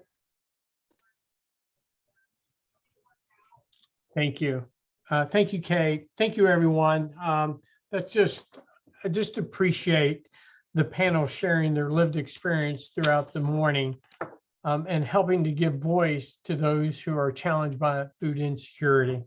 I also want to thank the Fairfax Food Council and all of its member organizations and the individual volunteers for their sustained efforts in helping address the problem within our community of food insecurity and economic security in general. I just sincerely touched by the stories that we heard today, but also I'm just really hopeful and excited about the great work that's going on in the community to address this problem. So thank you very much. I also want to thank Annie Turner for Food for Others and co-chair of the Fairfax Food Council, Kate Garrison again, Anova, and the co-chair of the Fairfax Food Council, Chris Garris, Don Hyman of One Fairfax, Cynthia Sensor of the Capital Area Food Bank, Chandler Mobley of the GMU MPH practicum students, and Diane Charles, of course, the Fairfax Food Council program manager, for helping pull this program this morning together. I also want to thank Terry Ann Gingab, my colleague here at George Mason University, for her behind the scenes meeting preparation and providing the technical assistance to allow this online Zoom meeting to take place. Thank you, Terry Ann, for your knowledge and support throughout the morning. And thanks also to our George Mason students, Julia Lewis and Francesca Keese, for their presentation support. As we conclude the annual meeting, we remind you that an evaluation will appear, or you may download the document with the QR code on your screen. We would appreciate it that you complete the evaluation as soon as possible while the memory of this excellent presentation, the day's events, are fresh in your mind. And also the information that you provide us will help us inform, what should be our next program, what should we focus on, and how we can do a better job in delivering a first-rate meeting for our partnerships. So again, please complete the evaluation to let us know how we can best serve you. So that wraps it up. That's it. I want to thank you all for attending, and take care and stay safe and well. Thank you.